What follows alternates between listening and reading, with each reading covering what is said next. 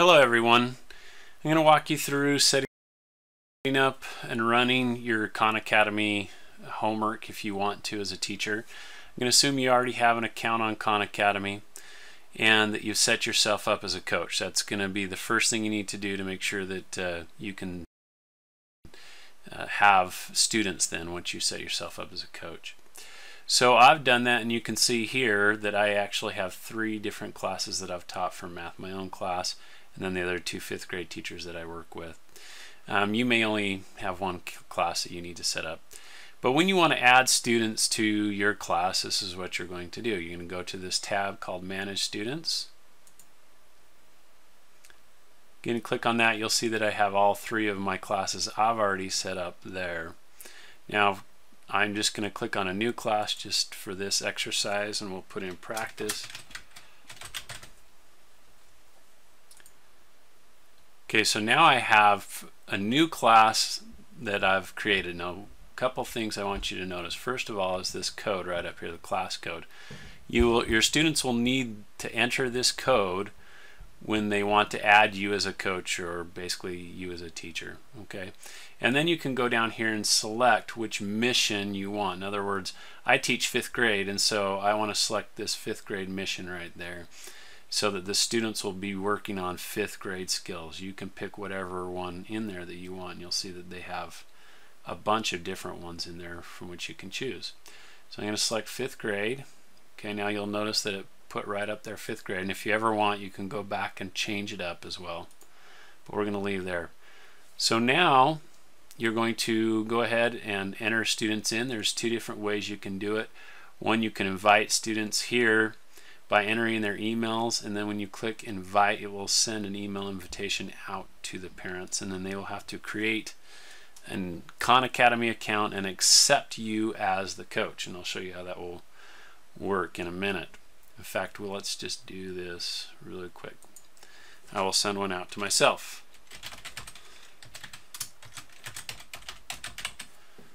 Okay, and I click invite.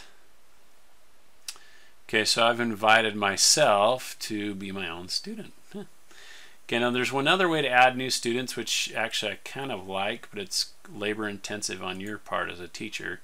If you click on create your own students account, the thing that's nice is here you can enter whatever username for them that you want. I would just actually put in their name.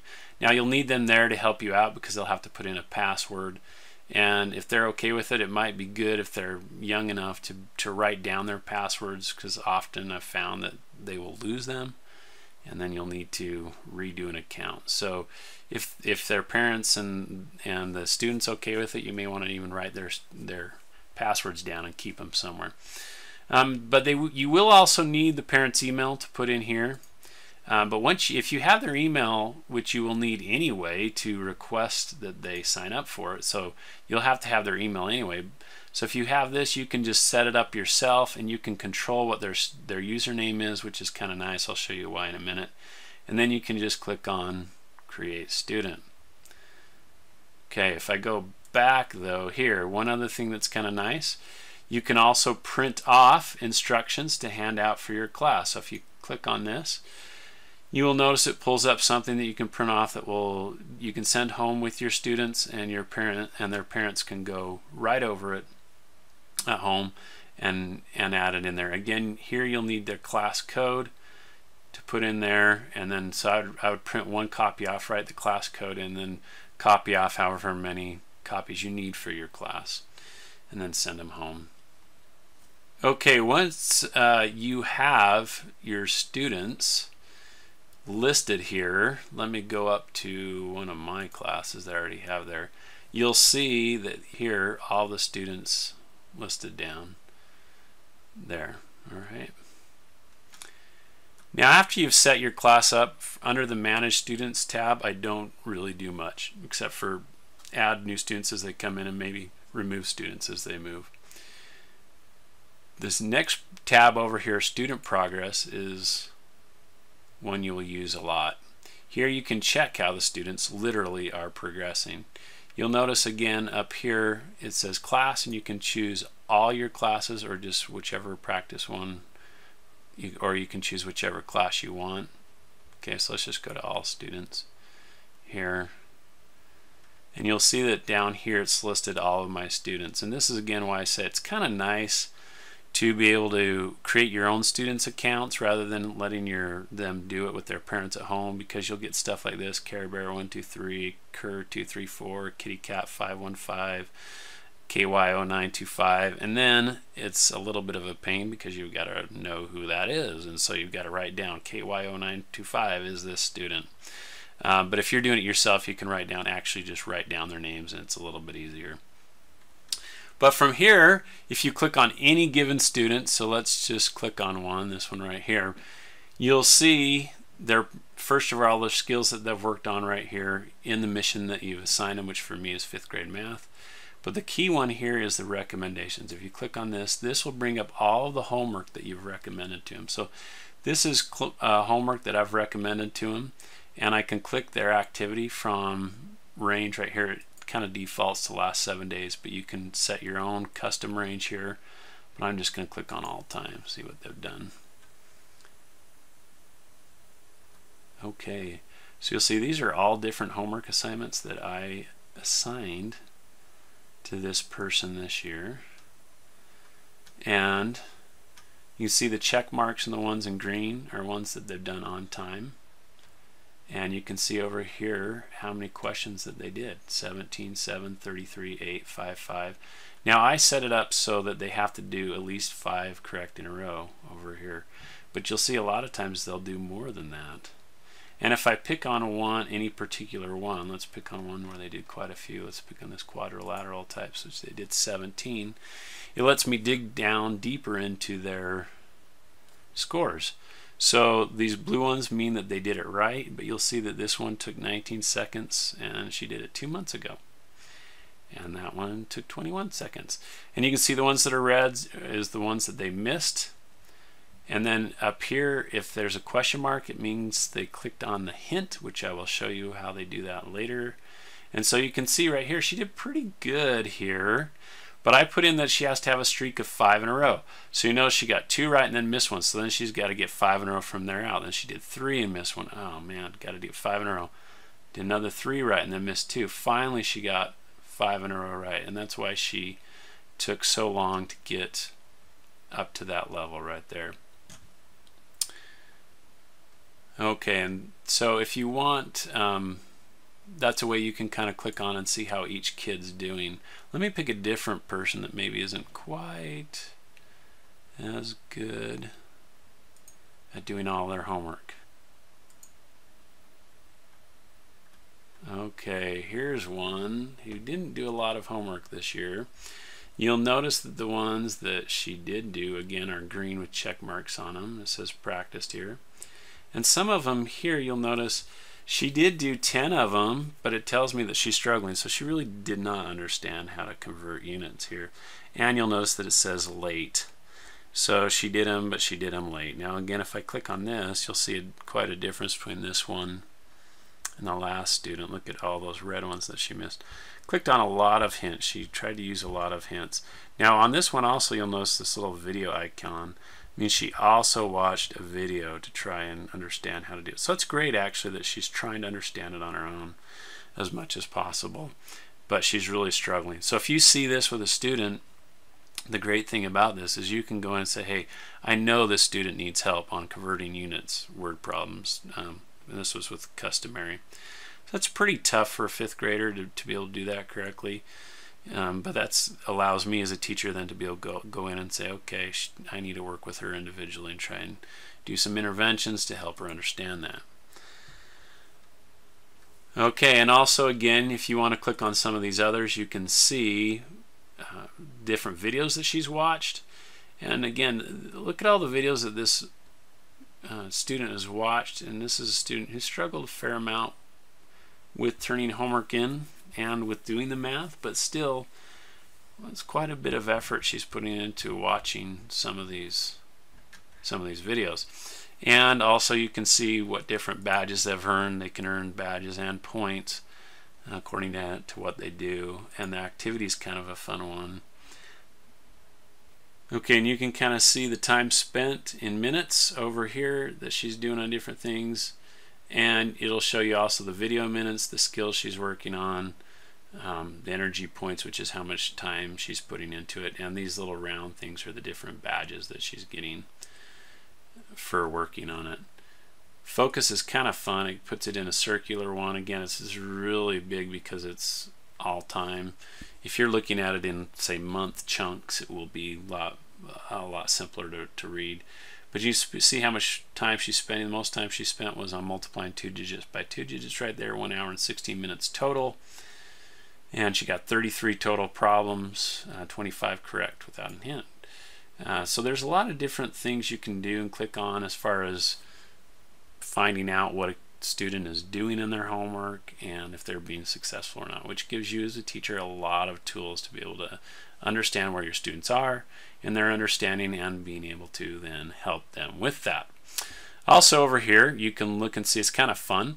These are red ones are skills that students are struggling in. These are ones that they're mastered or are very good at. This is the time that they've spent, and these are the points. And the points is kind of what I want to talk about a little bit. What you'll see is that the kids will really get into how many points they have. So you can arrange this according to highest. So the person in my class got the most points last year, got over 575,000 points. Goes all the way down to the bottom. The person who did the least, who moved to the very end, was 8,665 points. And you can see most kids did pretty well. If you did their normal homework, they're going to be somewhere in this range. And then a lot of kids, though, you'll notice a lot of these kids up here, they did a lot more than what I actually required of them to be able to get that many points. And so one of the great things about Khan Academy is it will inspire the students to explore and do more than you ask them to do. They will enjoy doing this for the most part. Now, if you want to recommend homework, I would go to the Skill Progress tab. Now, under this tab, a couple things. You'll notice that my mission is 5th grade, but I don't have to recommend homework from the 5th grade mission. If I click on this tab, it will give me options to go from early math all the way up through trig and pre-calculus and even calculus if I want. And so most of the time I would do 5th grade math, although every once in a while I would do arithmetic, pre-algebra, and even geometry right there. So let me show you an example of this. So let's say that I'm doing geometry. If I click on 5th grade math for geometry, it pulls up 4 different options. Well, it's not a lot of options for a whole unit of geometry homework. So one of the things that I would do then is I may actually click on the geometry tab here, and you'll notice that now I've got a whole bunch of them. Now these are all the geometry skills for all the math. So most of it for 5th grade I can't use, and for whatever you're teaching you probably wouldn't be able to use either. So you'd have to go through each one and kind of find the ones that you want. But for me, let's just look at this one, angles and intersecting lines. That's something that students in 5th grade need to know about. So for instance, angle types. This was not one that was under the 5th grade geometry math, but it is under the geometry tab. And if I click on this one, you'll see that it gives me an example of what the homework's going to look like. And if you want to know exactly what the homework's going to look like, you can click on this tab that says Open Skill in a new tab. Click there, it will pull up the kids' homework assignments or what they will see. So I've already kind of been working on this a little bit. So what you'll see is here you got to click on the angle here, so I can click on right. And you'll notice I've already been doing some of these over here. If I click on that, see that I did it right. Now I can go to the next question here, and let's pick one that's wrong, obtuse. If I do check answer, you'll say it gives me a little gray X up there. And then you can either show a hint here and it will show you what to do with that, or you can actually watch a video. Click on this and you can watch a video and it'll show you how to do it. But anyway, you can click through a few of these and see, okay, this is an assignment I want to give to my kids, and this is something that's good for 5th grade because they need to know acute, right, and obtuse angles. So even though it wasn't under the 5th grade mission, it's still something that I could assign out as homework. So I've looked at it and it still looks like a good assignment, so now I want to assign my students. So you'll notice that again up here under the class I've clicked on all students rather than my individual classes there. And then if I want to assign this out as homework, I'm going to go down to this recommend to students that need practice. Okay. Now when I click on that, you'll see that it highlights or checks most of the students' boxes. But you've got to be careful because you notice it didn't check all of the students' boxes. Some of these students have done this on their own. And so it won't automatically check their box. You just got to go through and manually check it to make sure they're all going to have this recommended to them. Now, one of the things that I like to do is go to recommendation options. When you do that and click on this, you can recommend when it's going to be due. So let's say we want this due on Friday, so we're going to make it due next Friday, and we want it done right when they come to school at 8:30 a.m. And then you'll notice here, answer 5 in a row. You can pick 5 in a row or 10 in a row. I left it at 5 in a row. I figured if they could do 5 right in a row, they knew what they were doing. So I have my 5 in a row, my date, due date, and I've checked all of my students. Okay, so now when I click recommend to 63 students, it's going to recommend that as homework to all of my 63 students. Then I will go show you what it looks like from a student's perspective so you can see what they're going to be looking at. Okay, I've recommended the homework assignment. Now, as I was doing this, I created myself not only as the teacher or coach, but also as a student so I could see what the students themselves were kind of going through and what it looked like from their angle. When a student logs on, up here in subject, if they go to Learning Home, it will pull up this exact page I just had up. Now, as I've worked on different things, I have a bunch of different missions open, and you can kind of see these. Most of your kids, though, will probably only have 1 or 2 missions open. So for me, what I wanted my students to do was 5th grade math. So you'll probably see that one there. But the key is if they want to find their homework, they've got to go to Progress. So click on this Progress tab. And then they want to click on this Coach Recommendations. When they click on Coach Recommendations, you'll see here is this one right here that I just assigned out, angle types. So if I'm a student, this is what I'd click on, and you'll notice that it'll pull up the exact same thing we were just working on right here. And I can pick let's just do right. Let's just do a few of these. Okay, so I can pick whether it's right, obtuse, or acute, and go through these, and hopefully, again, we'll get these all right.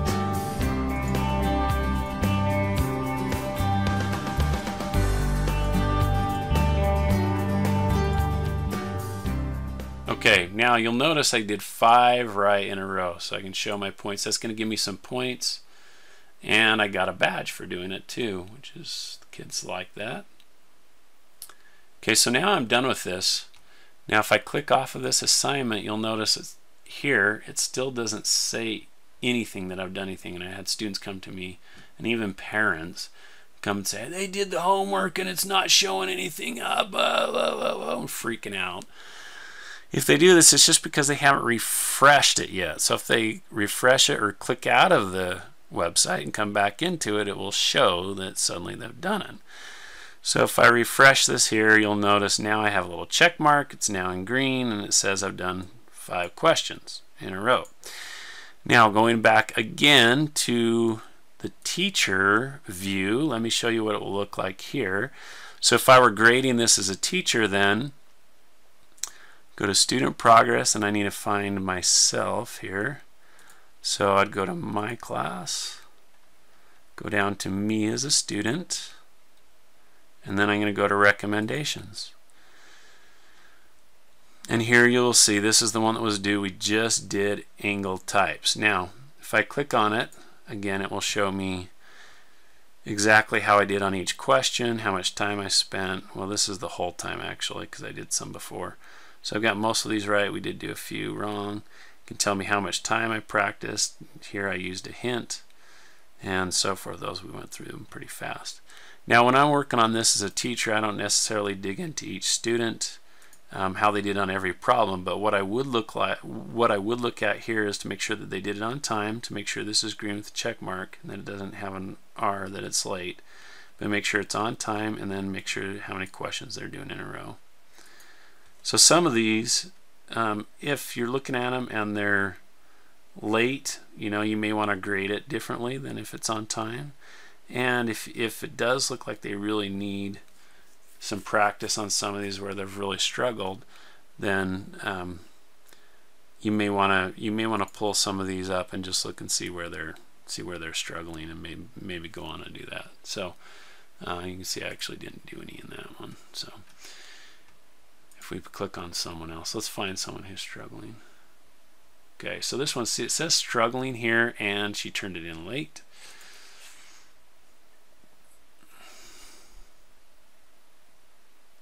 So you can really see she's missed a lot of problems on those. So that's one where I might pull her aside and say, hey, what don't you get about this? Let's go over it and talk to her individually about it, and hopefully that will help her get that. Okay, hopefully that will help out.